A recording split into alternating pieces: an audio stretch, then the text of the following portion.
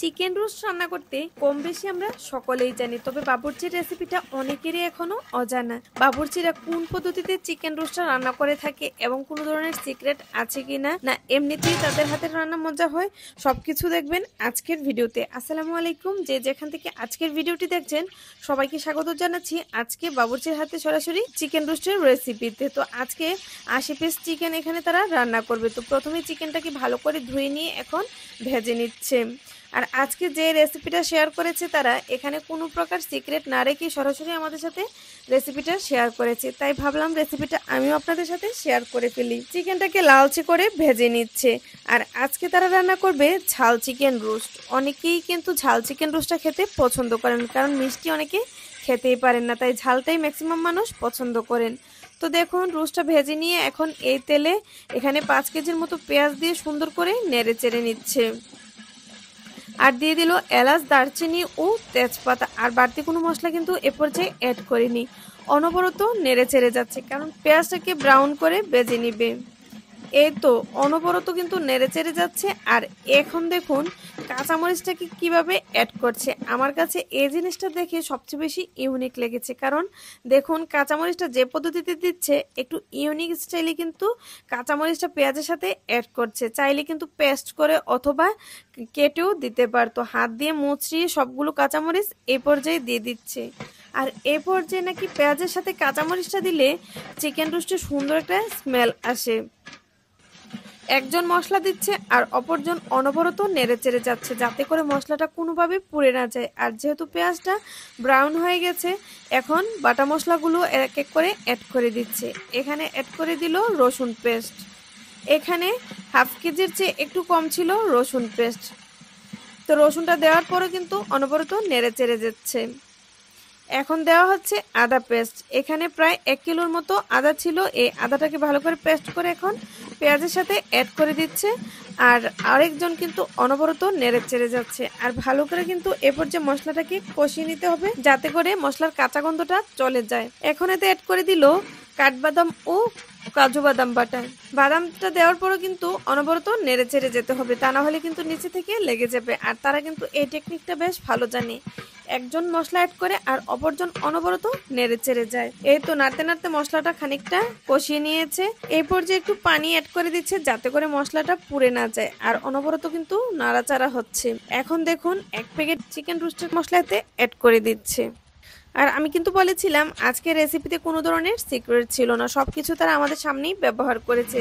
তাই সকলের কাছে রিকোয়েস্ট থাকলো আবারও ভিডিওটা না টেনে প্রথম থেকে শেষ পর্যন্ত দেখবেন। এখানে দেখুন দিয়ে দিল টমেটো পেস্ট। তবে আপনারা চাইলে কিন্তু টমেটো কেচাপটাও অ্যাড করতে পারেন। তো এই বাবুর্চি কিন্তু টমেটো পেস্টটাই অ্যাড করেছে। আর এখানে দিয়ে দিল জিরার গুঁড়া, আর সাথে অ্যাড করে দিচ্ছে ধনিয়ার গুঁড়া। জিরার গুঁড়ার পরিমাণটা একটু কম আর ধনিয়ার গুঁড়ার পরিমাণটা একটু বেশি দিয়েছে। মশলা কিন্তু আস্তে আস্তে দেওয়া হচ্ছে, আর অপর পাশে কিন্তু নাড়াচাড়ার সাথে সাথে কিন্তু মশলাটা ভালো করে কষানো হচ্ছে। এই তো দেখুন সাইড থেকে একটু পানিও দিয়ে দিচ্ছে, যাতে করে মশলাটা পুড়ে না যায়। আবার আরও কিছুক্ষণ এটাকে নেড়ে ছেড়ে কষাতে হবে। মোট কথা হচ্ছে রোস্টের জন্য মশলাটাকে ভালো করে কষাতে হবে, যাতে করে মশলার কোনো ধরনের কাঁচা গন্ধই না থাকে। এই পর্যায়ে অ্যাড করে দিচ্ছে সামান্য একটু হলুদের গুঁড়া, যেহেতু রোস্টটা ঝাল চিকেন রোস্ট। দিয়ে দিল স্বাদ মতো মরিচের গুঁড়া।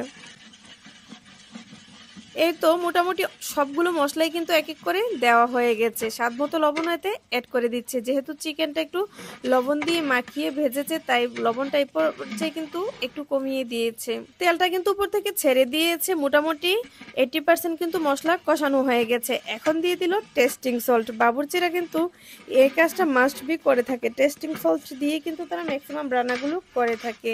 এই তো দেখুন তেলটা সুন্দর করে উপর থেকে ছেড়ে এসেছে। এখন উপর থেকে দিয়ে দিল 1 জগ দুধ। এই দুধটার মধ্যে কিন্তু চিকেনটাকে রান্না করা হবে, বাড়তি কোনো পানি এতে অ্যাড করা হবে না। আর ঘিটাও কিন্তু দুধের সাথে অ্যাড করে দিচ্ছে।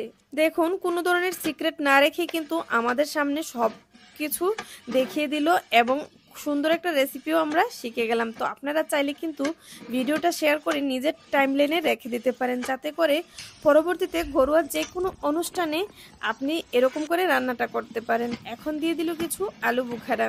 একজন একটু একটু করে মশলাগুলো দিচ্ছে আর অপরজন কিন্তু অনবরত নেড়ে চেড়ে যাচ্ছে, কারণ মোট কথা হচ্ছে চিকেনটা যেহেতু আগে থেকে ভাজা, তাই মশলাটা কষানোই হচ্ছে মেন। আর এখানে দেখুন সামান্য একটু জায়ফল, জয়ত্রী এবং সরিষা বাটা এতে অ্যাড করে দেওয়া হয়েছে। তবে জায়ফল, জয়ত্রী এবং সরিষা বাটার পরিমাণটা কিন্তু খুবই কম ছিল। মশলাটা বেশ ভালো করে কষানো হয়ে গেছে। এখন চিকেন অ্যাড করার পালা। ভাজা চিকেনগুলো মশলার সাথে দিয়ে দেওয়া হলো। এই তো আপনাদের সামনে কিন্তু এক এক করে যে যে মশলাগুলো বাবুর্চিরা ব্যবহার করেছে তারা সেগুলো দেখিয়ে দিল, আর আমি আপনাদের সাথে সুন্দর করে ভিডিওটা শেয়ার করলাম। তো আশা করছি আমার ভিডিওটা যারা আজকে দেখবেন, আমার কাছে মনে হয় আপনাদের অনেক বেশি কাজে লাগবে। তাই ভিডিওটা শেয়ার করে নিজের টাইমলাইনে রেখে দিবেন এবং অন্যকে দেখার সুযোগ করে দিবেন। আর যদি ভিডিওটা ভালো লাগে লাইক, কমেন্ট, শেয়ার করে পেজের পাশেই থাকবেন। তো দেখুন উপর থেকে দিয়ে দিচ্ছে গুঁড়া দুধ। গুঁড়া দুধটা কিন্তু না গুলিয়ে এভাবে সরাসরি চিকেনের সাথে অ্যাড করেছে। এই তো দেখুন গ্রেভিটা কত সুন্দর হয়েছে, আর ঝাল চিকেন রোস্টের কালারটা কিন্তু অসাধারণ এসেছে। তো আশা করছি আমার আজকের ভিডিওটা যদি আপনাদের কাছে ভালো লাগে অবশ্যই আমার পেজটিকে ফলো দিয়ে পেজের পাশে থাকবেন, যাতে করে পরবর্তীতে এরকম আরও নতুন নতুন ভিডিও পেতে সুবিধা হয়। তো এই তো চুলা থেকে নামিয়ে নিল আর সুন্দর একটা কালারও চলে এসেছে।